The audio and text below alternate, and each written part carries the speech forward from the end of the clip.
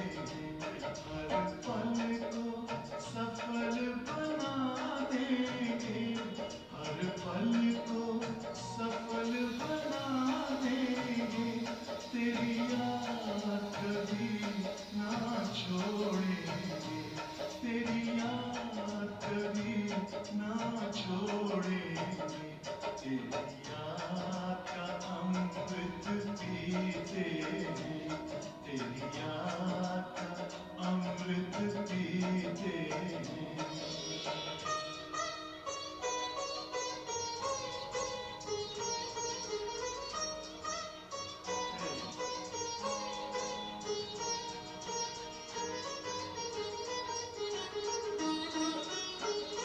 यूं ही आप रहो संग संग बाबा, यूं ही आप रहो संग संग बाबा, इस दुनिया के सुख पाने क्या, इस दुनिया के सुख पाने क्या, लहराते रहे तेरी यादों में, लहराते रहे तेरी यादों में, उन यादों में खो जाएंगे, उन यादों में खो जाएंगे, तेरी याद का अमृत पीते हैं, तेरी याद का अमृत पीते हैं, तेरी याद जीते हैं बाबा,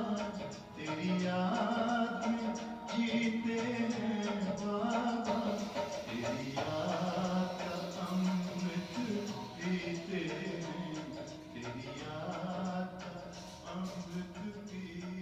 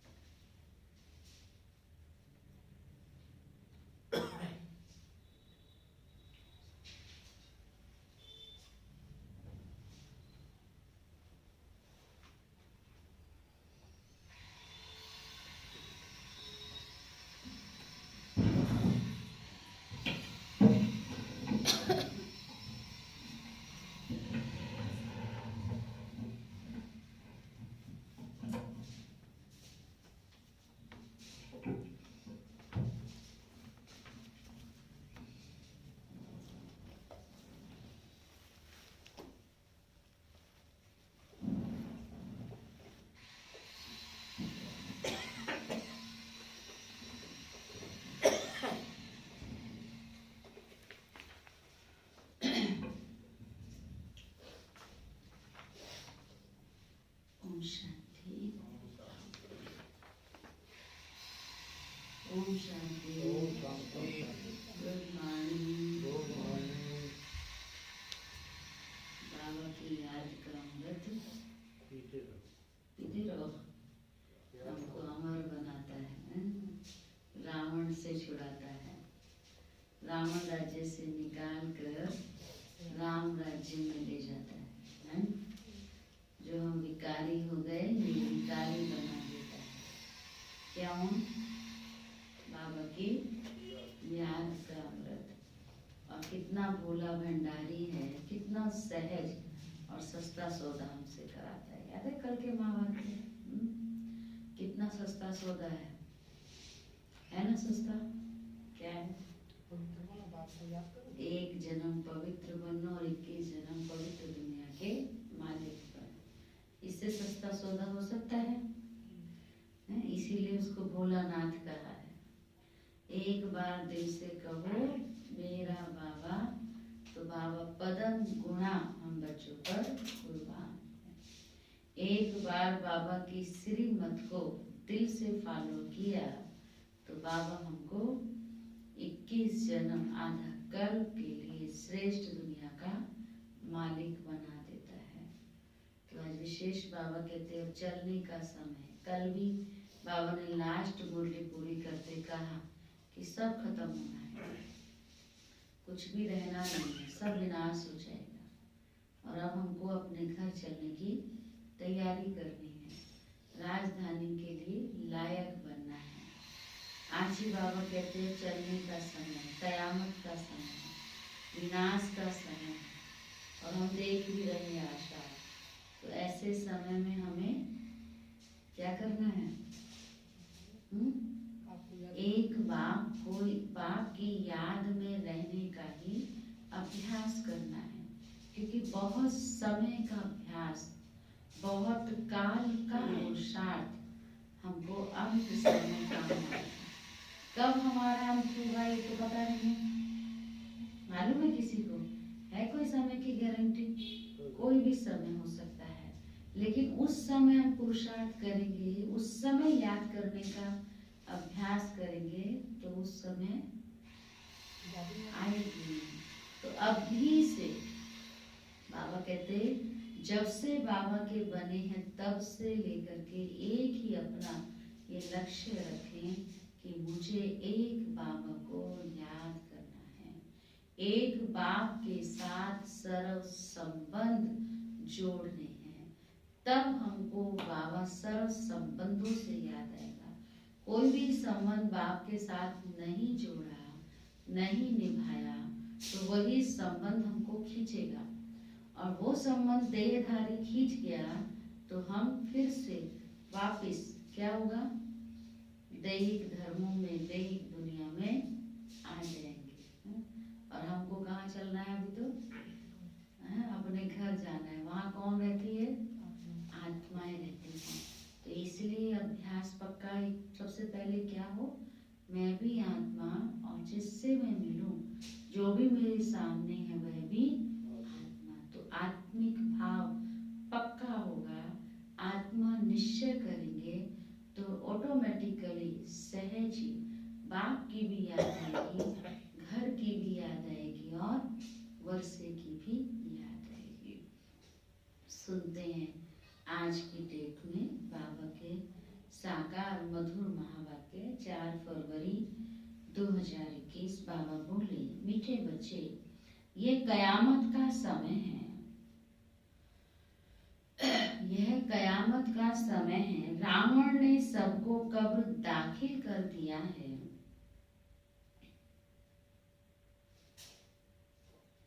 बाप आए हैं अमृत वर्षा कर साथ ले जाने। यह कयामत का समय है, रावण ने सबको कब्र दाखिल कर दिया है। बाप आए हैं अमृत वर्षा कर साथ ले जाने। प्रश्न है, शिव बाबा को भोला भंडारी भी कहा जाता है, क्यों? बताओ।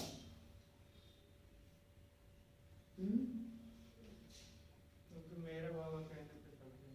अच्छा, इतना और उतने का हिसाब नहीं रखते, मेहनत देते, खाने का मना देते हैं, इतने का उतना हिसाब नहीं रखते। बड़ी अच्छी बात सुनाई। आप एक दिन हम ही खुद ही बोलने पर बातें ले जाते हैं, रुकी कल की सारी बातें सुना रहे, नई बात सुना। देखो बाबा क्या कहते उत्तर है, क्योंकि शिव भोलानाथ जब आते हैं, शिव भोलानाथ जब आते हैं तो गणिकाओं, अहिल्याओं, कुब्जाओं का भी कल्याण कर, अहिल्याएं, गणिकाएं, कुब्जाओं का भी कल्याण कर उन्हें विश्व का मालिक बना देते हैं। दुनिया में, संसार में जिन अहिल्याएं, कुब्जाएं, गणिकाओं को दुनिया ने तुच्छ समझा है ना, क्या किया, उनकी क्या वैल्यू थी सब जानते हैं ना, बंद ताले में रखा, कोई वैल्यू नहीं थी। बाबा ने उनको भी क्या बनाया? सबसे पहले तो कल भी बाबा ने कहा, ज्ञान का कलश किसके सिर पर रखा? तो संगम युग पर ज्ञान का कलश रखा, और संगम युग पर जिसके सिर पर ज्ञान का कलश है तो ऑटोमेटिक सतयुगी ताज भी उसी के सिर पर होगा। तो ये भी कमाल है ना। तो उनको विश्व का मालिक बनाते हैं। आते भी देखो पतित दुनिया और पतित शरीर में है, तो भोला हुआ ना। खुद एवर प्योर है, लेकिन तन कौन सा रहता है? पतित। भोले बाप का डायरेक्शन है मीठे बच्चे, भोले बाप का डायरेक्शन है मीठे बच्चे, अब अमृत पियो, विकारों रूपी विष को छोड़ दो, विकारों रूपी विष को छोड़ दो। गीत है दूर देश का रहने वाला आया देश पर है। ओम शांति। रूहानी बच्चों ने गीत सुना, अर्थात रूहों ने शरीर के कान कर्म इंद्रियों द्वारा गीत सुना। दूर देश के मुसाफिर आते हैं, तुम भी मुसाफिर हो ना? कौन है हम भी तो वहीं से आए ना। जो भी मनुष्य आत्मा है वह सब मुसाफिर हैं। आत्माओं का कोई भी घर नहीं है। आत्मा है निराकार, निराकारी दुनिया में रहने वाली निराकारी आत्माएं हैं।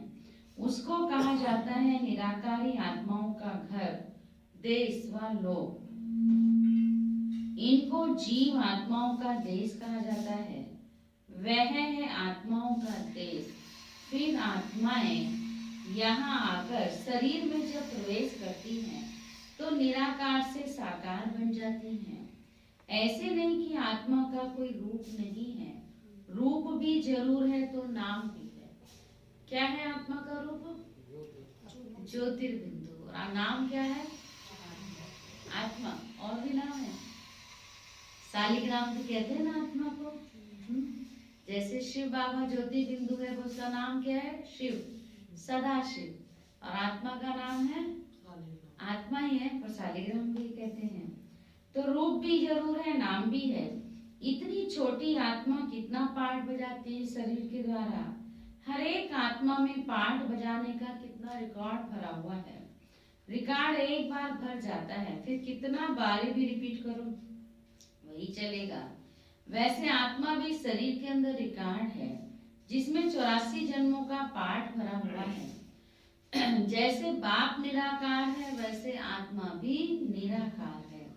कहाँ कहाँ शास्त्रों में लिख दिया है कि वह नाम रूप से न्यारा है, परंतु नाम रूप से न्यारी कोई वस्तु होती नहीं है। मनुष्य कहते हैं परम पिता परमात्मा। अब दूर देश में तो सब आत्माएं रहती हैं। यह साकार देश है। इसमें भी दो का राज्य चलता है, राम राज्य और रावण राज्य। आधा कल्प है राम राज्य और आधा कल्प है रावण राज्य। बाप कभी बच्चों के लिए दुख का राज्य थोड़ी बनाएंगे। कहते हैं ईश्वर ही दुख सुख देते हैं। बाप समझाते हैं मैं कभी बच्चों को दुख नहीं देता हूँ। मेरा नाम ही है दुख करता सुख करता। ये मनुष्यों की भूल है। ईश्वर कभी दुख नहीं देता। क्या मनुष्य की भूल हो गई कि वह उसको दुख भी देने वाला और सुख भी देने वाला दोनों कह देते हैं। इस समय है ही दुख धाम। आधा कल्प रावण राज्य में दुखी दुख मिलता है, सुख की रति नहीं। सुख धाम में फिर दुख होता ही नहीं।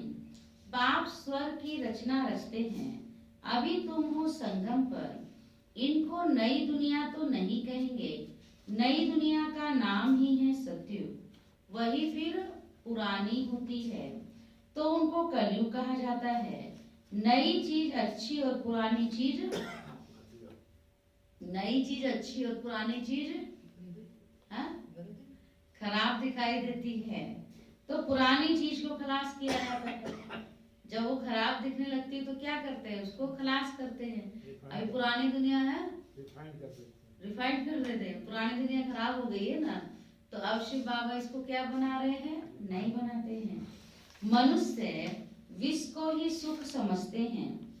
मनुष्य विश्व को विश्व माना विकार, विकार को ही सुख समझते हैं। गाया भी छोड़ जाता है, अमृत छोड़ विष काहे को खाए। कल भी बाबा ने इसके ऊपर कितने अंडरलाइन कराए। फिर भी कई मनुष्य आदत क्या कहेंगे उनको? विशेष विकारी कहेंगे, जो फिर भी अमृत को छोड़, बाबा रोज ज्ञान अमृत पिलाता है लेकिन वह फिर भी विष में ही अपना जीवन व्यतीत करते हैं। तो इसीलिए गाया जाता अमृत छोड़ विष काहे को खाए। फिर कहते हैं तेरे बहाने सरों का भला। तुम पावन बनोगे तो पूरा सृष्टि ही पावन बन जाएगी। आप जो आकर करेंगे उससे भला ही होगा, नहीं तो रावण राज्य में मनुष्य बुरा काम ही करेंगे। यह तो बच्चों को पता पड़ा है कि गुरु नानक को 500 वर्ष हुए, फिर कब आएंगे? तो कहेंगे उनकी आत्मा तो ज्योति ज्योत समा गई, आएंगे फिर कैसे? अब ये तो बाबा ने हम बच्चों को समझाया ना कि वो कब आएंगे, फिर से अपने समय पर आएंगे, है ना, द्वापर के अंत में आएंगे या कलयुग के आरंभ, जो भी उनका समय होगा तब आएंगे। लेकिन वह क्या कहते हैं भक्त लोग कि उनकी आत्मा तो ज्योति में ज्योत समा गई, तो है ना, परमात्मा में समा गए। वही कहते हैं ना, आत्मा परमात्मा में समा गई, तो वो कैसे आएंगे? तो बाबा कहते हैं तुम समझदार हो ना, समझदार हो ना, बड़े नशे से कह रही हूँ, हाँ है ना, सही बात है ना, वो कुछ भी बोलते हैं हमको बाबा ने यथार्थ बात समझाई है। तुम्हारी बुद्धि में सारे वर्ल्ड की हिस्ट्री ज्योग्राफी चक्र लगाती रहती है, इस समय सब तमो प्रधान है, इनको कयामत का समय कहा जाता है। सभी मनुष्य जैसे कि मरे पड़े हैं, सबकी ज्योत उझाई हुई है, बाप आते ही हैं सबको जगाने के लिए। बच्चे जो काम चिता पर बैठ भस्म हो गए हैं, उनको ही अमृत वर्षा से जगा कर साथ ले जाएंगे। माया रावण ने काम चिता पर बिठाए कब दाखिल कर दिया है। सभी सो गए हैं, अभी बाप ज्ञान अमृत पिलाते हैं।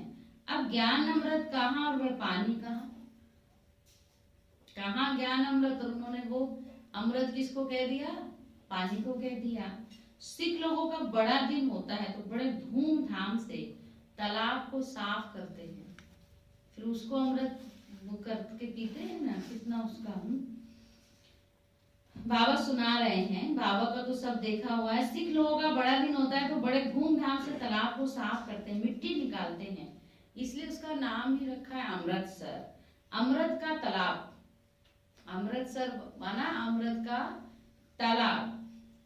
गुरु नानक ने भी बाप की महिमा की है, खुद कहते हैं एक ओंकार सतनाम, वह सदैव सच बोलने वाला है।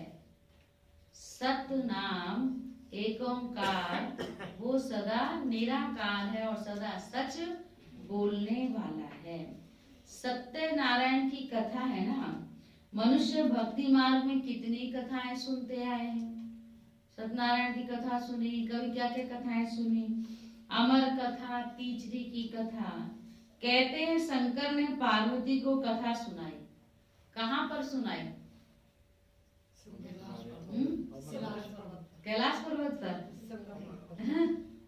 कहते हैं ना शंकर ने पार्वती को कथा सुनाई, पार्वती तो सो गई और कबूतर के जोड़ा था एक, उन्होंने सुन लिया, आज भी वो अमर हो गए।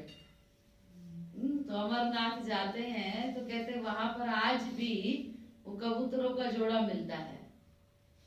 ठीक बात है, वही होगा। बाबा कहते ब्रह्मा बाबा को तो देखा, बाबा कहते ऐसे कैसे हो सकता है। लेकिन हाँ, इस समय शिव बाबा कहते जो ज्ञान मुरली सुनते सुनते सो जाते हैं वो है पार्वती।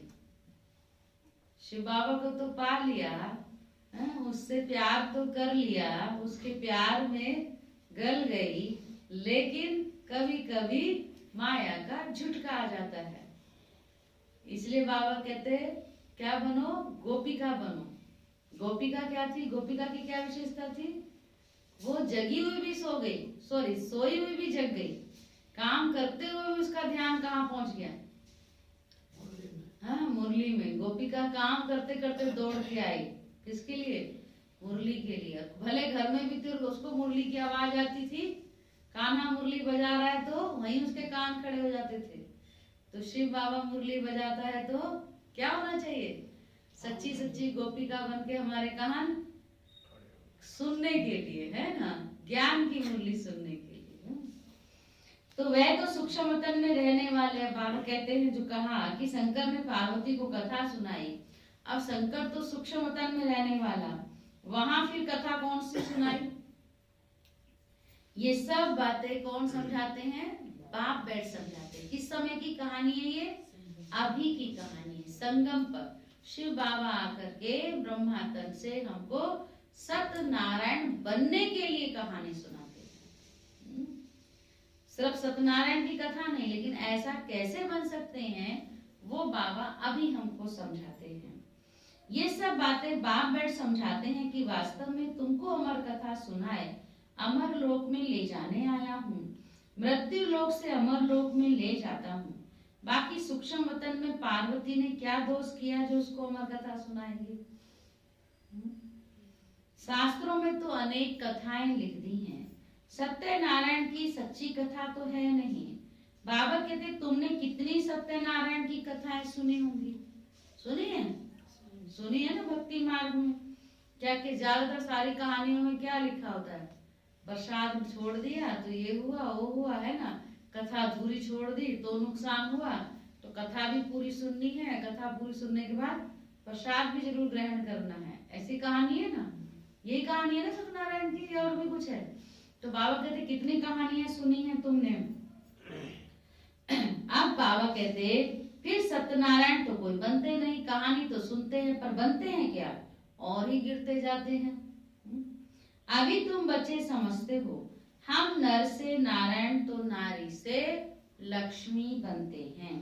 यह है अमर लोक में जाने के लिए सच्ची सत्यनारायण की कथा, तीसरी की कथा। तुम आत्माओं को ज्ञान का तीसरा नेत्र मिला है।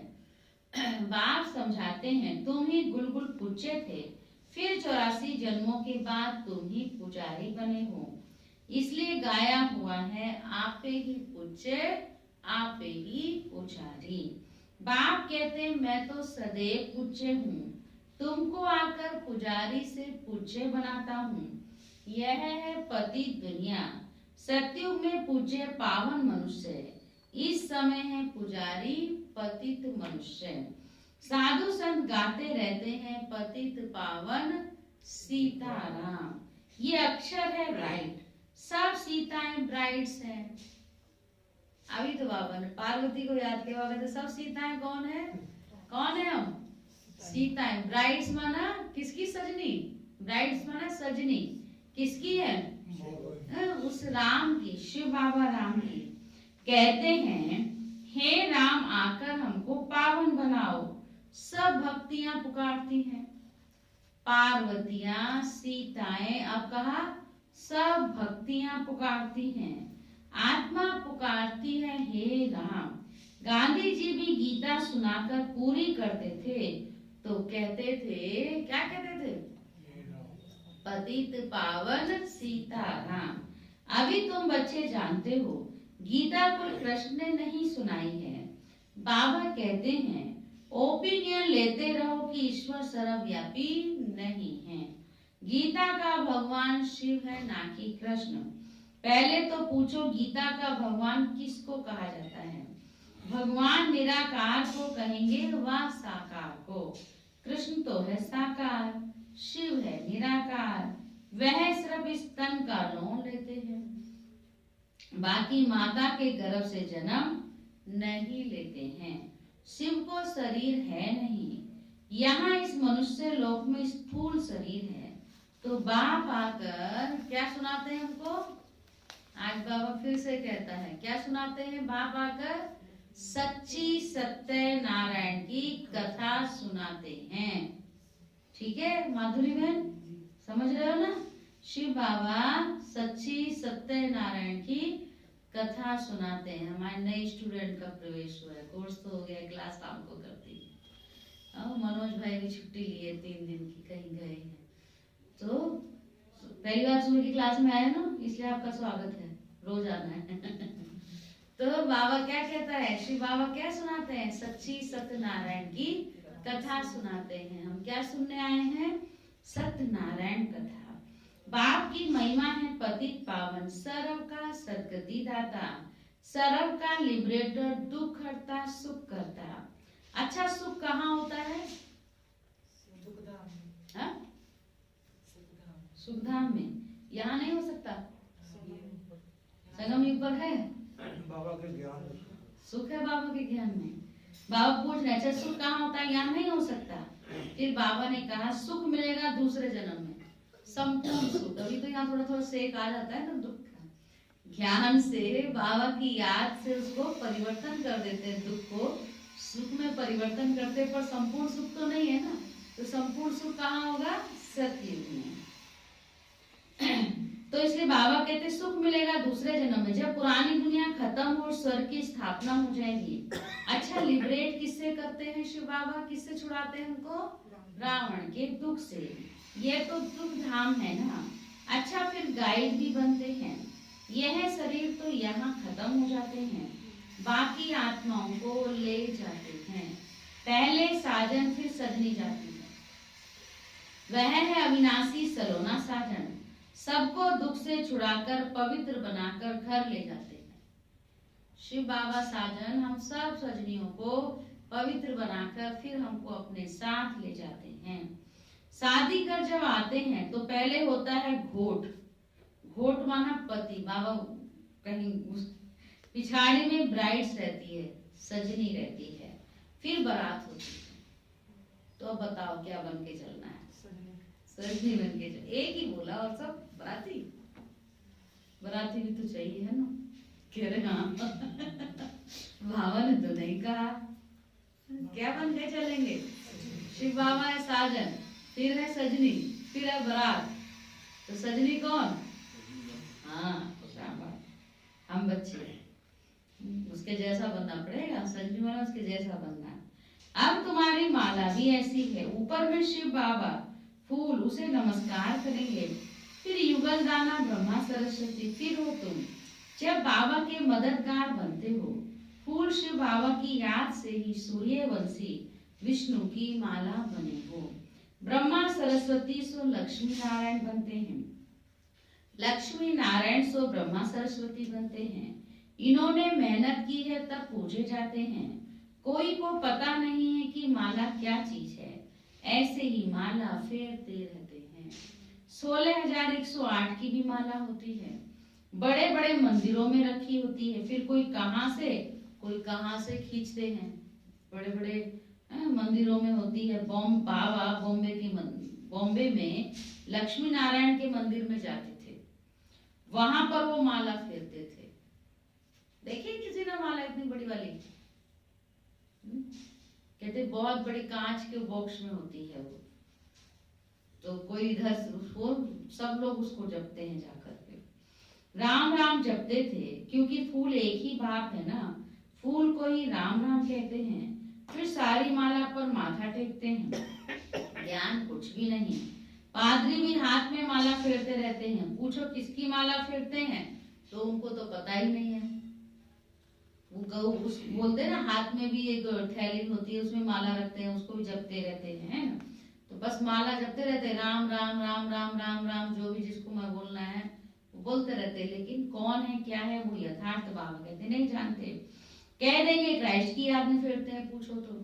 अब उनको ये पता ही नहीं कि क्राइस्ट की खुद आत्मा कहाँ है।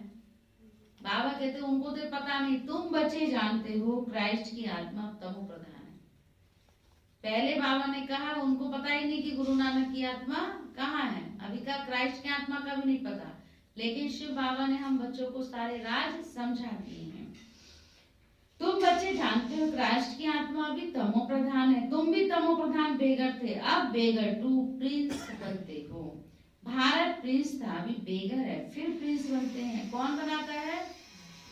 बनाने वाला है बाप। तुम मनुष्य से प्रिंस बनते हो। एक प्रिंस कॉलेज भी था जहाँ प्रिंस प्रेसेंट जाकर पढ़ते थे। बाबा बोले तुम यहाँ पढ़कर 21 जन्म के लिए स्वर्ग में प्रिंस प्रेसेंट बनते हो। यह श्री कृष्ण प्रिंस है ना, उनके 84 जन्मों की कहानी लिखी हुई है। मनुष्य तो इन बातों को क्या जाने, यह बातें सिर्फ तुम बच्चे जानते हो। कितना नशा होना चाहिए हमको। और बाबा भी कितने फेट से कह रहे ये बातें तुम बच्चे जानते हो। सच बात है ना। पहले हम जानते थे? नहीं जानते थे। अभी और भी नहीं कोई जानता है, हम जानते हैं। तो बाबा कहते तुम ही इन बातों को जानते हो। भगवानोवाद वह सबका फादर है। तुम गॉड फादर से सुनते हो, जो स्वर्ग की स्थापना करते हैं। उसे कहा ही जाता है सचखंड, यह है झूठ खंड। सचखंड तो बाप स्थापन करेंगे, झूठ खंड रावण स्थापन करते हैं, रावण का रूप बनाते हैं, अर्थ कुछ नहीं समझते हैं, किसको भी पता नहीं है कि आखिर भी रावण है कौन। जिसको मारते हैं फिर वो जिंदा हो जाता है, मार दिया जला दिया फिर अगले साल खड़ा हो जाता है। ऐसे होता है दुनिया में, कोई एक बार मर जाए फिर उसको जला दो, वो आ जाए तो भूत है डरेंगे, हैं सपने में भी आ जाए तो डर जाते हैं। और रावण का क्या करते हैं, और बढ़ा करके खड़ा कर देते हैं उसको। तो बाबा कहते ये भी बात किसने समझाई हमको, बाप आके समझाते हैं। वास्तव में 5 विकार स्त्री के और 5 विकार पुरुष के, इनको कहा जाता है रावण। उनको मारते हैं, रावण को मारकर फिर सोना लूटते हैं। ये भी एक रस्म होती है ना, जिस दिन दशहरा करते उस दिन सोना, सोना आजकल तो सोना खरीदना शुरू करते हैं। सोना खरीदना उतना बड़ा शुभ होता है, क्योंकि रावण की लंका जब जल गई तो वहां तो सोने की लंका थी ना, तो बहुतों ने सोना लूटा। तो फिर उसको दिखाते हैं कि जा करके सोना लूटते हैं। कहते रावण इतना ज्ञानी था, इतना बुद्धिमान था, कोई बोल रहा था कि सोने, उसके पास ये ज्ञान था कि सोने को मतलब वो चाहता तो सोने के अंदर एक ऐसी खुशबू, जैसे कई बार हम किसी की खुशबू से पहचान लेते हैं ना ये क्या है, तो कहता कि वो उसमें वो भर सकता था, लेकिन उसने वो खुशबू उसमें नहीं डाली गई, तो कहीं भी चोर को खुशबू आई और सोना लूटकर ले जाएगा। लेकिन कहते इतनी उसके पास ही सिद्धि थी, ऐसा मेरे को कोई सुना रहा था, इतना ज्ञानी बुद्धिमान और इतना सिद्ध पुरुष था वो रावण। तो कलयुग में है ना दुनिया में। तो बाबा कहते तुम बच्चे जानते हो यह है कांटों का जंगल। बॉम्बे में बबुलनाथ का भी मंदिर है। बाप आकर कांटों को फूल बनाते हैं, सब एक दो को कांटा लगाते हैं, अर्थात काम खटारी चलाते रहते हैं, इसलिए इनको कांटों का जंगल कहा जाता है। सत्युग को गार्डन ऑफ अल्लाह कहा जाता है। वही फ्लावर्स कांटे बनते हैं, फिर कांटे से फूल बनते हैं। अभी तुम 5 विकारों पर जीत पाते हो। इस रावण राज्य का विनाश तो होना ही है, आखिरी तो बड़ी लड़ाई भी होगी। अब तो समय नहीं है कब लड़ाई छिड़ जाए। बाबा कहते सच्चा सच्चा दशहरा भी तो होना है। दशहरा बना सच्चा दशहरा, रावण का विनाश, फिर नहीं जलेगा आधा कल, रावण राज्य ही खलास हो जाएगा। फिर तुम लंका लूटेंगे, लंका लूटेंगे मतलब सोने से सब चुप है, क्या बात है, लंका नहीं लूटनी है। रावण का सारा सोना प्योर होके सत्युग में हमको तो मिलेगा, किसको मिलेगा? तुमको सोने के महल मिल जाएंगे। लंका लूटेंगे माना सोने के महल तुमको मिल जाएंगे। बाबा कहते अभी तुम रावण पर जीत प्राप्त कर स्वर्ग के मालिक बनते हो। बाबा सारे विश्व का राज्य भाग के देते हैं, इसलिए इनको शिव भोला भंडारी कहते हैं।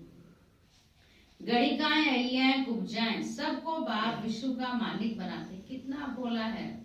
आते भी हैं पति दुनिया पतित शरीर में। बाकी जो स्वर्ग के लायक नहीं है वे विष पीना छोड़ते ही नहीं है। कई दिन से बाबा की मुरली चल रही है, सुन रहे हैं ना सभी। बाबा ने आज फिर से कहा, परसों भी कहा कि विकारी को बहुत कड़ी सजा है। कुछ और भी पॉइंट थी। कल भी बाबा ने कहा सिर्फ 1 जन्म पवित्र बनो, फिर 21 जन्म पवित्र दुनिया के मालिक बनो। फिर भी कई आत्माएं ऐसी हैं जो विष को छोड़ती ही नहीं है। तो क्या कहता बाबा उनको, जब विष नहीं छोड़ेंगे तो जाएंगे निर्विकारी दुनिया में। तो बाबा कहते बाकी, देखो आज बाबा ने नोट करना पॉइंट, बाकी जो स्वर्ग के लायक नहीं है, जिनको स्वर्ग में जाना नहीं है, वह विष पीना छोड़ते ही नहीं है। बाप कहते बच्चे अभी अंतिम जन्म तो पावन बनो। यह विकार तुमको आदि मध्यांत दुखी बनाते हैं। क्या तुम इस 1 जन्म के लिए विष पीना नहीं छोड़ सकते हो? मैं तुमको अमृत पिलाकर अमर बनाता हूँ, फिर भी तुम पवित्र नहीं बनते हो। विष बिगर सिगरेट शराब बिगर रह नहीं सकते हो। विकार भी बाबा ने कहा, फिर कहा सिगरेट शराब, ये भी तो विकार ही है ना, काम विकार भी है, तो शराब सिगरेट बीड़ी, हाँ? और क्या क्या करते हैं, ठीक है, ये सब छोड़ना है। कहीं वो क्या बोलते हैं, तंबाकू गुटखा, क्या क्या नाम है पता नहीं, हाँ? वो सब खाते हैं। ये भी सब क्या है, योगियों को खुराक, योगियों को सौंपता है ये, हाँ? सत्युगी राजा महाराजाओं को सौंपता है। तो बाबा कहते कई ऐसे हैं अभी भी छोड़ते नहीं है। शिव बाबा कहते मैं बेहद का बाप तुमको कहता हूँ बच्चे, इस एक जन्म के लिए पावन बनो तो मैं तुमको स्वर्ग का मालिक बनाऊंगा। एक जन्म के लिए, कल भी कितनी बार बाबा ने कहा, फिर से कहता है सिर्फ एक जन्म के लिए, एक जन्म का भी तो आधे से ज्यादा चला गया, कितना रहा, हाँ? तो सिर्फ एक जन्म पावन बनो तो मैं तुमको स्वर्ग का मालिक बनाऊंगा। पुरानी दुनिया का विनाश और नई दुनिया की स्थापना करना ये एक बाप का ही काम है। बाप आया हुआ है सारी दुनिया को दुख से लिबरेट कर सुख धाम शांति धाम में ले जाने। अभी सब धर्म विनाश हो जाएंगे, एक आदि सनातन देवी देवता धर्म की फिर से स्थापना होती है। ग्रंथ में भी परमपिता परमात्मा को अकाल मूर्त कहते हैं। बाप है महाकाल, कालों का काल। वह काल तो एक दो को ले जाएंगे और ये महाकाल तो सबको ले जाएगा। मैं तो सभी आत्माओं को ले जाऊंगा, इसलिए मुझे महाकाल कहते हैं। बाप आकर तुम बच्चों को कितना समझदार बनाते हैं। तो क्या करना है बच्चों को, समझदार बन फिर औरों को भी समझदार बनाना है। अच्छा मीठे मीठे सीखी लदे बच्चों प्रति माँ पिता बाप दादा का याद प्यार और गुड मॉर्निंग। रूहानी बाप की रूहानी बच्चों को नमस्ते। हम रूहानी बच्चों की रूहानी बाप दादा को भी गुड मॉर्निंग, नमस्ते नमस्ते नमस्ते। धारणा के लिए मुख्य सार तो क्या अंडरलाइन किया, शिव की सजनी बन के जाना। बराती नहीं सजनी बन के जाना है, शाबाश। और क़यामत का टाइम है और रावण ने हमारी कब्र तैयार रख रखी पक्का रख रखी फिर संगत लोग ने। तो रावण ने तैयार कर रखे हो, हम क्या करें, हम बाबा की याद में रहेंगे तो फिर सतयुग में जाएंगे। बाबा ने क्या कहा, जो स्वर्ग के लायक नहीं है वो बिस्मिल्लाह छोड़ते नहीं है। हाँ, बाबा ये धर्मराज का रूप था बाबा का, स्ट्रिक्टली बोला। जैसे कहते ना, अगर तुमने ये काम नहीं करना छोड़ा तो फिर देखना क्या हालत होगी। तो आज बाबा ने कहा स्वर्ग के लायक नहीं है, इसीलिए विष पीना नहीं छोड़ते। शराब सिगरेट मतलब गंदगी जो सत्युगी दुनिया में नहीं है, और सत्युगी दुनिया के लिए बाबा हमको तैयार कर रहा है। तो वहां जाना है तो वहां जैसी चीज बनना पड़ेगा ना, वो धारणा करनी पड़ेगी ना। और कुछ नहीं तो कहियोगे अभी तक प्याज लहसुन, यहाँ तो नहीं है कोई क्लास में भी ऐसा। बाबा कहते वो भी देवताओं की खुराक नहीं है ना। तो क्या बनाने आए हैं शिव बाबा हमको, देवता बनाने आए। तो देवता बनना है तो देवता जैसा आचरण, देवता जैसा आचरण विचरण व्यवहार खान पान सब हमको अपना रहन सहन शुद्ध पवित्र बनाना है, ठीक है। और बाबा कहते अब तो बाबा की कई दिन से एक ही लहर है। बाबा कहते अमृत पीना है, विकारों को छोड़ना है। हाँ ये अंडरलाइन, मेन अंडरलाइन डायरेक्शन है बाबा। तो सार है मुख्य, इस अंतिम जन्म में विष को त्याग अमृत पीना और पिलाना है, पीना भी और पिलाना भी। क्योंकि अकेले अकेले सत्संग में नहीं जाना है ना, अपने साथियों को भी, अपने संबंधियों को भी, पड़ोसियों को भी, सबको लेके चलना है ना। तो पीना भी है और पिलाना भी है। इस अंतिम जन्म में विष का त्याग कर अमृत पीना और पिलाना है, पावन बनना है, पावन बनना है, कांटों को फूल बनाने की सेवा करनी। सेकंड पॉइंट, विष्णु के गले की माला का दाना बनने के लिए, विष्णु के गले की माला का दाना बनने के लिए बाप की याद में रहना है। पूरा पूरा मददगार बन बाप समान दुख हरता सुख करता बनना है। पूरा पूरा मददगार बन बाप समान दुख हरता सुख करता बनना है। वरदान है, ड्रामा की ढाल को सामने रख, ड्रामा की ढाल को सामने रख, खुशी की खुराक खाने वाले सदा शक्तिशाली हो। खुशी रूपी भोजन आत्मा को शक्तिशाली बना देता है। कहते भी हैं खुशी जैसी खुराक नहीं। इसके लिए ड्रामा की ढाल को अच्छी तरह से कार्य में लगाओ। खुशी कब जाती है? जब कोई सिचुएशन या कोई सीन हमारे अगेंस्ट होती है, हमारे अपोजिट होती है, तो खुशी चली जाती है। तो उसमें कहा बाबा ने ड्रामा को याद रखो, क्योंकि ड्रामा कल्याणकारी है। शिव बाबा कल्याणकारी है तो बाबा का रचा हुआ ये ड्रामा भी कल्याणकारी है। आज हमको किसी भी सीन में अगर आप कल्याण नजर आता है तो ये सच बात है, राज है। पर्दे के पीछे वो राज छिपा है, उसके अंदर भी बहुत बड़ा कल्याण छिपा है। जिसको ये याद रहेगा वो कभी भी निराश उदास नहीं होगा, वो सदा खुश रहेगा। हर बात में कल्याण, हर हाल में कल्याण, क्योंकि हम कल्याणकारी बाप के साथ हैं।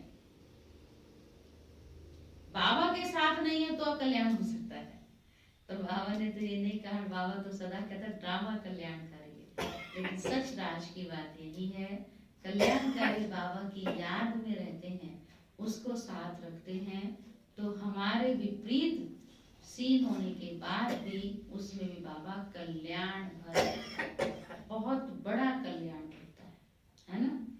है ना? अनुभव किया है अनुभव इस चीज का? जिन्होंने अनुभव किया जरा बताओ। करते हैं ना? करते हैं, बहुत बड़ा कल्याण। इसीलिए कहा सदा खुश, बहुत अच्छा वरदान फिर से सुनाती हूँ। खुशी रूपी भोजन आत्मा को शक्तिशाली बना देता है। कहते भी हैं खुशी जैसी खुराक नहीं। इसके लिए ड्रामा की ढाल को अच्छी तरह से कार्य में लगाओ। यदि सदा ड्रामा की स्मृति रहे तो कभी भी मुरझा नहीं सकते, खुशी गायब नहीं हो सकती, क्योंकि ड्रामा कल्याणकारी है। इसलिए अकल्याणकारी दृश्य में भी, अकल्याणकारी दृश्य में भी कल्याण समाया हुआ है, ऐसा समझकर सदा खुश रहो। कोई सीन अकल्याण की दृष्टि नजर आ रही है तो उसके पीछे भी अभी पर्दा खुला नहीं है, लेकिन पर्दा खुलेगा तो पता चलेगा कि उसमें भी बहुत बड़ा कल्याण समाया है। स्लोगन है, पर चिंतन और प्रदर्शन की धूल से, पर चिंतन और प्रदर्शन की धूल से दूर रहने वाले ही सच्चे अमूल्य हीरे हैं। हीरा चमकता कब है? जब उस पर धूल नहीं होती, जहाँ भी दाग नहीं।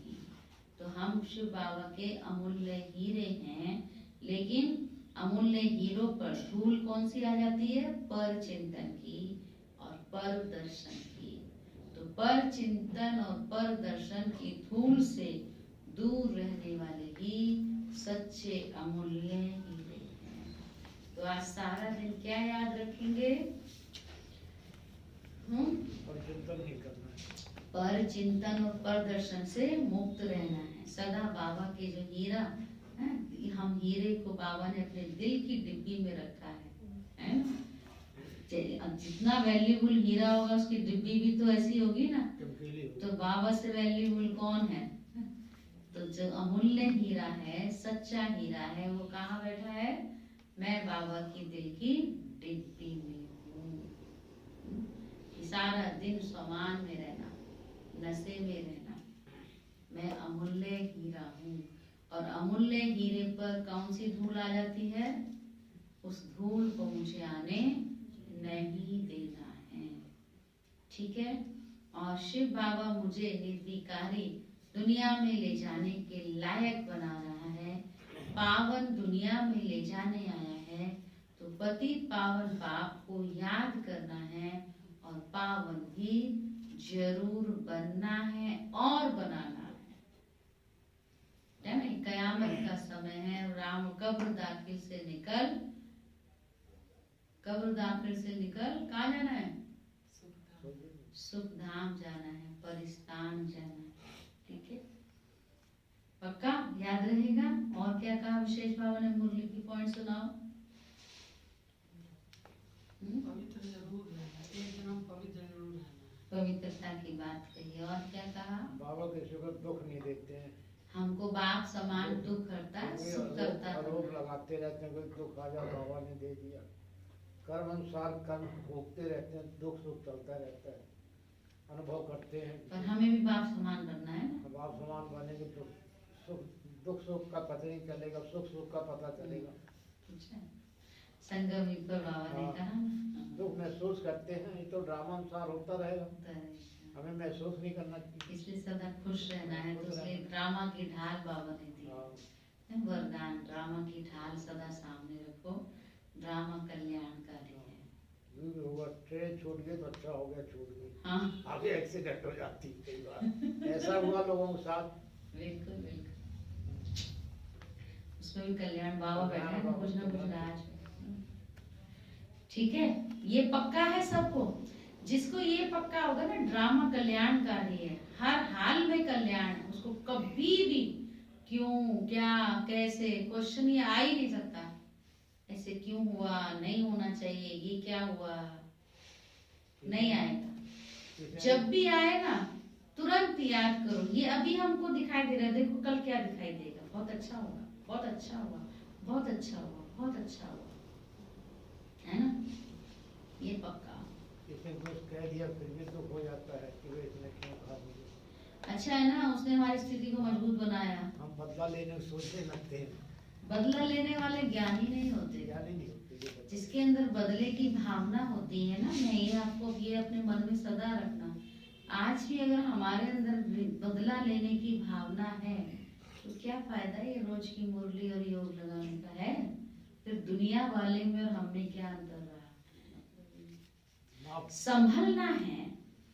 किसी, हमें ये पता चला है किसी के संग में आकर के नुकसान होता है तो उससे संभाल करनी है, उससे बचना है, उससे दूर रहना है, लेकिन उसके प्रति बदले की भावना नहीं रखे, शुभ भावना रखे। पहले कोशिश करो शुभ भावना से ठीक हो जाए, शुभ भावना से, शुभ शिक्षा से, शुभ अपना कर्तव्य किया, लेकिन फिर भी नहीं समझ में आता है तो बाबा कहते हैं अपना तो बचाव करना है ना। ये नहीं बाबा ने तो कहा है ना तो फिर हम गलत संग में फंसे रहे, नहीं, नुकसान होगा। अपनी संभाल नहीं करेंगे तो हम पर कभी ना कभी उसका असर आ जाएगा, इसलिए संभलना है। क्या? हाँ, कल बाबा ने बोला ना मुरली में पत्थर बोलेंगे तो पत्थर बुद्धि बन जाएंगे। कल की मुरली की लाइन पॉइंट थी ना, मुख से पत्थर नहीं निकालने, पत्थर निकाला तो पत्थर बुद्धि बन जाएंगे। अव्यक्त इशारा है आज का। जैसे ये देह स्पष्ट दिखाई देती है वैसे अपनी आत्मा का स्पष्ट स्वरूप दिखाई दे, अर्थात अनुभव में आए। मस्तक अर्थात बुद्धि की स्मृति व दृष्टि से सिवाय आत्मिक स्वरूप के और कुछ भी दिखाई ना दे, वह स्मृति में ना आए।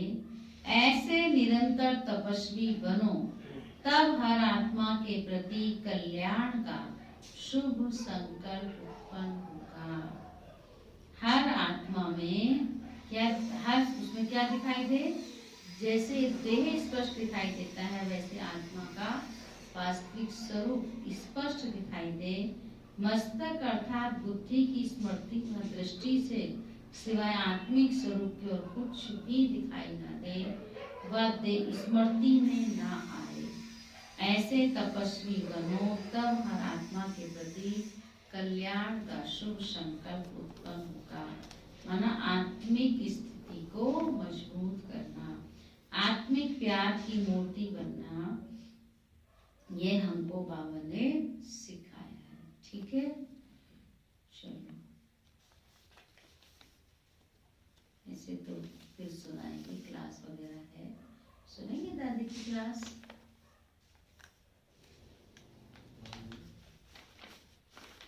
सुना दीजिए, सुनाते छोटा सा। अंतर्मुक्त गुजार दादी जी क्लास है। अंतर्मुखता सेफ रहने का बहुत अच्छा साधन है। अंतर्मुखी बन बाप के प्यार में लवलीन हो जाओ तो व्यर्थ बातों से बचे जाएंगे। अंतर्मुखी सदा सुखी। सभी को उड़ना तो आ ही गया है ना, बीच बीच में रुक तो, या बीच बीच में रुक जाते हो? दादी पूछे, सबको उड़ना आ गया, बीच बीच में रुक जाते हो? बोलो। अभी गीत सुना ना, उड़ जा पंछी, क्योंकि हमको बाबा ने ज्ञान योग उमंग उत्साह हिम्मत के पंख दे दिए हैं। जो पंछी पंख वाला है वह तो उड़ने के बिना नहीं रह सकता। अब हमारे पास पंख है, कौन से पंख दिए बाबा ने? ज्ञान योग के पंख है, तो हम उड़ने के बगैर नहीं रह सकते। उड़ेंगे भी और अपने साथ में उड़ाएंगे भी। कई बार पंख कमजोर हो जाते हैं, अर्थात उमंग उत्साह कम हो जाता है। और वो कम कैसे होते, पंख कमजोर कैसे होते हैं? कई बार बाबा पर तो निश्चय होता है, पर कुछ कुछ और बातें आ जाती है ना, तो वो कैसे? व्यर्थ संकल्प चलना शुरू हो जाते हैं। उमंग उत्साह कब कम होता है? व्यर्थ संकल्प चलना शुरू हो जाते हैं, फिर उड़ नहीं सकते। हम तो हैं ही पंछी, दादी कहती हम तो हैं ही पंछी। बाबा ने हमको ज्ञान योग के पंख दिए हैं। कोई भी बात आ जाए तो बाबा के पास उड़ करके पहुंच जाओ। कितना सहज साधन है, कुछ भी हो बाबा के पास उड़कर पहुंच जाओ। बाबा के पास उड़ के जाने से बाबा के प्रेम में समा जाएंगे। जब प्रेम में लवलीन हो गए फिर माया क्या करेगी? बाबा ने एक बार बहुत अच्छी बात सुनाई थी। देखो, कोई ऑफिसर बहुत बिजी होते हैं, उनको किसी से मिलना नहीं है, तो वो क्या करते हैं? कोई ऑफिसर बहुत बिजी रहते हैं, जब उनको किसी से मिलना नहीं होता तो अपने गेट पर क्या लगा देते हैं? बाहर आउट का बोर्ड लगा देते हैं। होते अंदर हैं, लेकिन किसी से मिलना नहीं है तो आउट का बोर्ड लगा देते हैं। तो बाबा भी कहते हैं तुमको माया से कोई भी काम नहीं है, व्यर्थ संकल्प से भी काम नहीं है। किससे काम है? बाबा से ही काम है। तो व्यर्थ संकल्पों से और माया से कौन सा बोर्ड लगा दो? आउट का। तो आप भी अंतर्मुखी हो जाओ, बाबा से ही काम है ना, तो आप भी अंतर्मुखी हो जाओ। वह तो बाहर आउट का बोर्ड लगाते, हमारा आउट क्या है? हमारा आउट क्या है? अंतर्मुखी हो जाना। अगर आप अंतर्मुखी बन गए तो आपको कोई क्या कर सकता है? तो अपने को बिजी रखने के लिए अंतर्मुखता की बहुत आवश्यकता है। देखो, पूरे दिन की दिनचर्या में योग भिन्न भिन्न प्रकार से कराते हैं। किस लिए? अंदर आत्मा जो है ना, उस रूप में स्थित होने के लिए। इसके लिए अंतर्मुखता का अभ्यास बहुत जरूरी है। कोई भी बात आई, अंतर्मुखी हो गए तो बात खत्म। जैसे कोई बाहर से बार बार परेशान करता है तो हम क्या करते हैं? अपना दरवाजा बंद करके बैठ जाते हैं, तो सेफ हो जाएंगे ना। तो अंतर्मुखता सेफ रहने का अच्छा साधन है। बस बाबा के प्यार में लवलीन हो जाओ। बाबा का प्यार इमर्ज कैसे करो? गुरु सुनाती रहती, सिर्फ दो बातें प्यार को इमर्ज कर देगी। एक तो याद करो कि बाबा से प्यार कैसे करो। एक तो याद करो कि बाबा हमें क्या से क्या बना दिया है। अपने भिन्न भिन्न टाइटल याद करो। दूसरा देखो कि बाबा से मुझे क्या क्या प्राप्तियां हुई हैं। अगर प्राप्तियों की लिस्ट सामने लाओ तो भी बड़ी लंबी चौड़ी है। यह दो बातें बार बार इमर्ज करो, कभी मन नहीं लगे, योग में बिंदी याद नहीं आए, बिंदी घड़ी घड़ी खिसक जाए, तो बाबा का प्यार प्रैक्टिकल लाइफ है। चलो टाइटल भी याद नहीं आते हैं, कभी कभी ऐसी अवस्था होती है जो कहेंगे हम बाबा ने कहा तो था आप नूरे रतन हो, दिल तख्त नसीब हो, और क्या कहा था याद ही नहीं आ रहा है। होता है ना, ऐसे होता है। कभी कभी प्राप्तियों में भी बस सुख शांति आनंद प्रेम बस पूरा हो गया, ये सभी। तो कभी कभी ऐसा हो सकता है ना, पूरा याद नहीं आता, सुख शांति याद आ गया, कुछ कुछ दो चार सामान याद आ गया, कहते और पता नहीं क्या क्या कहा था ऐसे। लेकिन जब आपको व्यर्थ संकल्प बहुत सताते हैं, ड्रामा में किसी से कोई हिसाब किताब है तो बहुत व्यर्थ संकल्प चलते हैं। हिसाब किताब भी तो चुप तो करते हैं ना, तो किसी के साथ बड़ा कड़ा हिसाब किताब आ जाए तो बड़े व्यर्थ संकल्प चलते हैं। कई बार ऐसी बीती हुई कहानियां भूलती नहीं है। किस आत्मा के साथ ऐसा कड़ा हिसाब किताब होता है होता है ना, जो झंझोड़ देता है आपको, सब अनुभव भी है, होता है ना। हर एक आत्मा का किस न किस के साथ ऐसा कड़ा हिसाब सामने आ जाता है जो पूरा ही आपको बहुत नुकसान पहुंचाता है, तो वो बात भूलती नहीं है। लेकिन क्या करें, कई बार ऐसी बीती हुई कहानियां भूलती नहीं है। वैसे डिस्कोर्स भूल जाएगा, पूरी मुरली भूल जाएगी, लेकिन कहानियां नहीं भूलेंगी। तो हमारी कहानियां कौन सी है बताओ, बताओ कौन सी हमारी कहानियां? वो हिसाब किताब की कहानी ज्यादा पावरफुल है या उसके अलावा भी और कहानी हमारे पास? हाँ, सृष्टि चक्र की कहानी है, शाबाश। और बोलो, और बोलो, भाइयों की तरफ से भी आवाज है। बाबा की मुरली कहानी है। और रंजीत भाई सोच रहे हैं कुछ है, कोई कहानी? कहानी तो है लेकिन वही भारी पड़ जाता है। नहीं, वो हिसाब किताब वाली कहानी नहीं याद करनी है। हिसाब किताब वाली कहानी को तो छोड़ना है, भूलना है।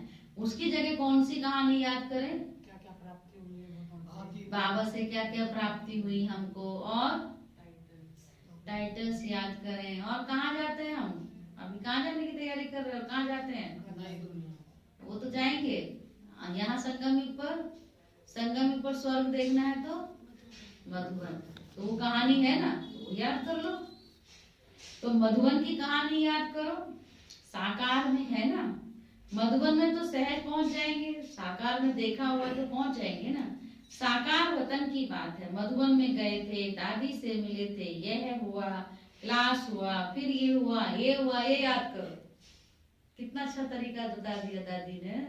कभी भी व्यर्थ कहानी याद आए, हिसाब किताब की कहानी याद आए, तो ये वाली कहानी याद करो। मधुबन गए थे, ऐसे हुआ, ये किया, ये किया, ये तो सहज याद आ सकता है ना। जब ज्ञान में आए, ब्रह्मा कुमार कुमारी बने, उस समय की अपनी कहानियां याद करो जब ससुर में आए थे। या कोई ऐसी बात आपके जीवन में हुई हो, वह कहानी अपनी बीती हुई याद करो। व्यर्थ संकल्प को खत्म करो, व्यर्थ वाली कहानी याद नहीं करो। होता क्या है जो नहीं होना चाहिए, हाँ, क्योंकि संकल्प जो है ना, वो संकल्प से ही खत्म होगा।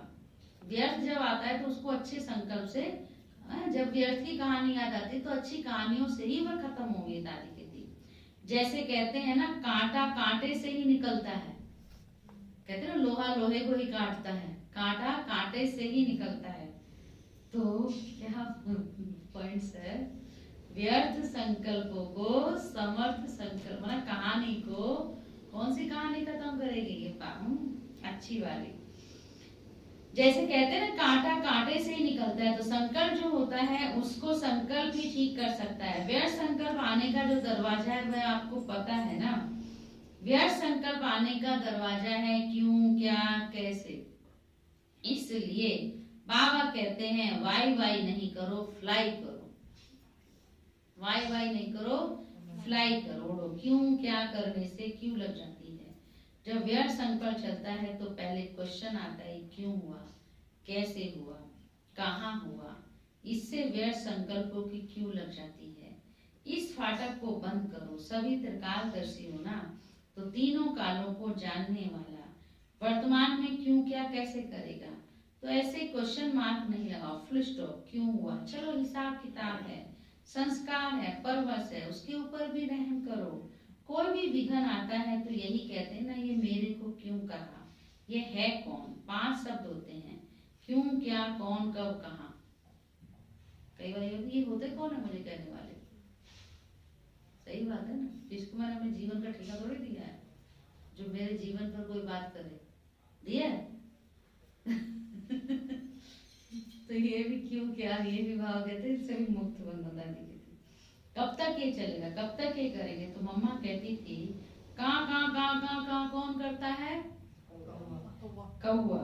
तो अगर तुमने क्या क्या किया तो तुम कौआ बन गए। दूसरा होता है हंस। कितना स्वच्छ सफेद सफेद होता है। कौआ अच्छा लगता है, हंस हाँ, छत पर बोलता है कौआ तो अच्छा लगता है, उड़ा देते हैं इसको। कोई याद कर रहा है, कोई याद कर रहा है, कोई आने वाला है। पहले ऐसे होता था। हाँ। तो अगर तुमने क्या क्या किया तो तुम कौवा बन गए। दूसरा होता है हंस। कितना स्वच्छ सफेद सफेद होता है। तो मम्मा कहती थी तुम तो होली हंस हो। सिर्फ हंस नहीं हो, तुम होली हंस हो। हंस की विशेषता है, उसमें परखने की शक्ति होती है। कंकड़ और मोती को अलग अलग कर देता है। कभी कंकड़ को अंदर नहीं लेगा, मोती ले लेगा। हमारी तो ड्रेस भी देखो हंस के समान सफेद है। जैसे ये वस्त्र सफेद है वैसे मन भी सफेद है। मकान का रंग भी सफेद है ना। मन, कपड़ा, मकान सब स्वच्छ ही स्वच्छ हो। तो हंस माना स्वच्छ। कौन है हम, होली हंस। साकार में बाबा को स्वच्छता बहुत पसंद थी। तो मन के भी स्वच्छ, शरीर के भी स्वच्छ और कपड़े भी स्वच्छ। तो इतने तक हमको स्वच्छ रहना है। एक बार बाबा ने 2 शब्द बोले थे, एक स्टॉप, दूसरा स्टॉप। स्टॉप करो तो शक्तियों का, गुणों का स्टॉक जमा हो जाएगा। अगर स्टॉक नहीं होगा तो स्टॉप भी नहीं लगा सकेंगे। लगाएंगे बिंदी लेकिन बन जाएगा क्वेश्चन मार्क। बाबा ने हम सबको कितना अच्छा गोल्डन चांस दिया है। यहाँ कोई जिम्मेवारी भी नहीं है, एक ही काम है, ज्ञान सुनो और योग लगाओ। कहाँ पर, मधुबन में। तो बहुत अटेंशन रखो। जैसे बाबा का प्यार मुरली से है, आपका प्यार अगर बाबा से है तो मुरली से भी जरूर प्यार होगा। अगर बाबा से प्यार है तो मुरली के बिना भी नहीं रह सकते।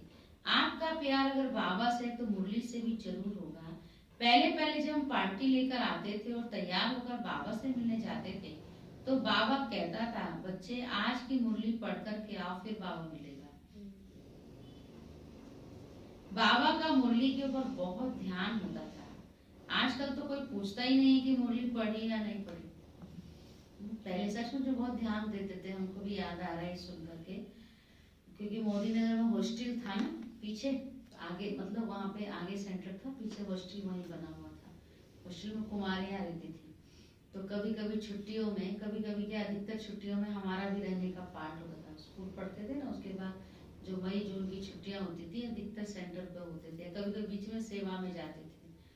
तो वहां पर नियम बनाया हुआ था, जब खाने की, क्योंकि सब बहुत सारी कन्याएं थी, तो खाने की जब थाली लेके जाते थे तो थाली में खाना तब परोसा जाता था, पहले उससे मुरली की पॉइंट पूछी जाती थी। आज की मुरली में बाबा ने क्या सुनाया। तो क्योंकि पहले तो मुरली बाय पोस्ट आती थी और पहले मधुबन में चल जाती थी, फिर सेंटरों पे अलग अलग, कभी जैसे अभी तो सब डेट की एक ही मुरली सब सेंटरों पे एक ही डेट की होती है ना। उस समय ऐसा नहीं होता था। जहाँ किसी सेंटर पे कोई डेट की मुरली होती थी, किसी सेंटर पे कोई डेट की मुरली होती थी और सुनते थे। क्योंकि जैसे अवनी के कनेक्शन में कोई और भी सेवा स्थान होते थे तो वहां भी हमको सेवा में जाना होता था। तो यहाँ कोई और मुरली चली है, वहां पर कोई और मुरली चली, मुरली कोई भी हो, लेकिन मुरली की आज जो मुरली सुनी है उसकी पहले पॉइंट सुनानी है, फिर आपकी थाली में भोजन परोसा जाएगा। ये सिस्टम था, तो अच्छा लगता था। अच्छा, कई बार हम देखते थे बच्चे बड़े चतुर भी होते हैं ना, सारा दिन मुरली याद रखे ना रखे, क्योंकि ये बड़ा उसमें भी इंजॉय करते थे सब। देखते थे कि अभी घंटी बज गई है खाने की, तो भोजन लेने जाना है, तो क्या करते थे, फटाफट जाएंगे हॉल में, अपनी डायरी जो सुबह लिखी थी ना मुरली की उससे पढ़कर आएंगे कि पॉइंट सुनानी है, और जो पॉइंट नहीं सुनाते थे उसको भोजन नहीं मिलता था। तो भोजन तो खाना है ना टाइम पर। तो ये देखो, दादी तो सुना रहे पार्टी के टाइम भी, जब बाबा के सामने पार्टी ले गए तो बाबा मुरली सुनता था, लेकिन हमको भी वो याद है, उसमें भी मतलब एक याद भी रहती है मुरली का, नशा भी रहता है, उसको एंजॉय रूप भी किया। तो इसलिए कहा मुरली में आजकल तो कोई पूछता ही नहीं कि मुरली पढ़ी या नहीं पढ़ी। अब ये सिस्टम बनाना पड़ेगा, ठीक लगता है ना। मुरली में इंटरेस्ट लाने के लिए बहुत बातें हैं। मुरली सुनते सुनते किसी को अगर झुटका आ जाता है, मुरली की सुनते समय नींद आती है ना, झुटका आ जाता है, तो जरूर उसे मुरली सुनने की विधि का पता नहीं है। जब भी आप मुरली सुनते हो तो ये समझते हो ना कि बाबा मेरे लिए आया है, मैंने बाबा को याद किया, बाबा मुरली सुनाओ तो बाबा मेरे लिए आया है। आप कहाँ से आए हैं? कहाँ से आया बाबा मेरे लिए? परम धाम से आया है। इतना दूर से बाबा हमारे रोज आता है पढ़ाई पढ़ाने के लिए, तो कितना महत्व होना चाहिए। बाबा मेरे से पर्सनल बात कर रहा है, पर्सनल मेरे लिए बाबा आया है। जैसे अव्यक्त बाबा आता है तो सोचते हैं ना कि बाबा एक अक्षर भी मेरे लिए पर्सनल बोले, महत्व होता है ना, दिल होती है ना कि हम भी स्टेज पर जाएं, बाबा हमें दृष्टि देवे, हमारे से 2 शब्द बोले। और इतना 3 पेज रोज बोलता है, वो एक नहीं रहता, पर बाबा मेरे को स्पेशल मिले। यह भी तो पर्सनल बात करता है ना, ये मुरली भी तो क्या है, पर्सनल तो बात करता है ना बाबा। मैं अर्जुन हूँ, युद्ध के मैदान में घोड़े हाथी सेनाएं सब खड़ी हैं और भगवान अर्जुन को ज्ञान दे रहे हैं। हे अर्जुन कह रहा है तो हम ही अर्जुन हैं। ये शास्त्रों में जो है अर्जुन लिखा है, माना मैं न्यारी आत्मा हूँ। मुझ आत्मा के कारण बाबा आया है और मेरे से पर्सनल बात कर रहा है। मुरली जनरल क्लास में नहीं चला रहा है, बाबा मेरे से बात कर रहा है। ये है मुरली सुनने का तरीका। ये बाबा मुरली चल रही है, किसके लिए आया है? मेरे लिए बाबा है, खास मुझे सुना रहा है, मेरे को पढ़ा रहा है। भले संगठन में क्लास में बैठे पर हॉल में कोई नहीं है, बस मैं और बाबा। बाबा के सामने मैं बैठा हूँ, बाबा मुझे पढ़ा रहा है।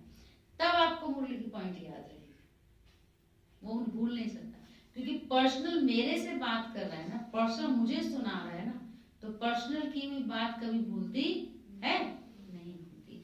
उस दिन में हम बता रहे थे ना, जनरल आप सबसे बात कर रहे हो, जनरल आपने स्पीच दिया और आप उठे किसी से, या सभा में किसी से आपने पूछ लिया, किसी से बात कर लिया, 2 शब्द ही पूछे, आप कैसे हो, ठीक हो, उसको सारी बात याद नहीं रहेगी। कौन सी बात याद रहेगी? मेरे से पूछा, होता है ना। तो ऐसे ही बाबा, ये सोचो सदा बाबा मेरे से बात कर रहा है, मेरे को सुन, पर्सनल बाबा मेरे से बात कर रहा है। बाबा कितनी बार बीच में बोलते हैं बच्चे बच्चे, किसको कह रहे हैं बच्चे?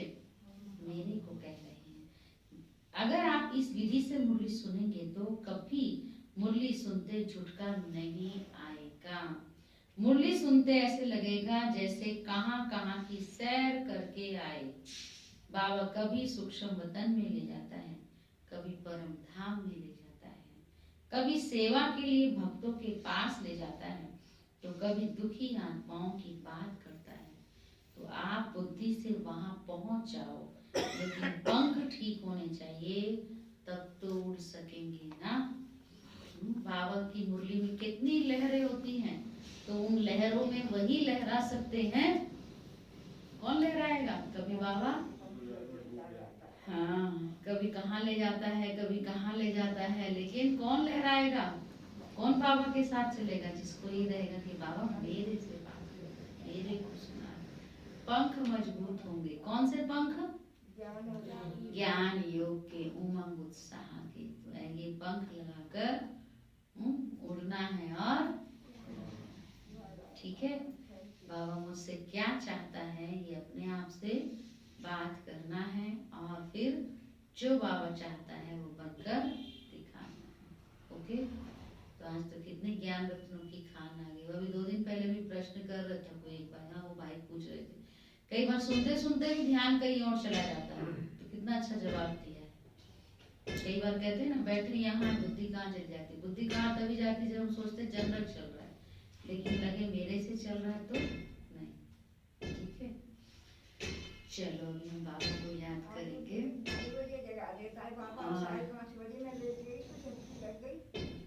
बाबा उठाता है, बाबा अपने अच्छा हम एक बात सुना रहे हैं, वो बात ठीक है। मधुबन जाने वाले तो तैयार हो रही है, उनकी भी टिकटें बन गई हैं, लेकिन साथ में मधुबन घर भी जाना है। तो बाबा ने और एक जिम्मेवारी हम सबको 18 जनवरी भी कहा था, लेकिन अभी 15 मार्च उसकी डेट रखी है। बाबा के घर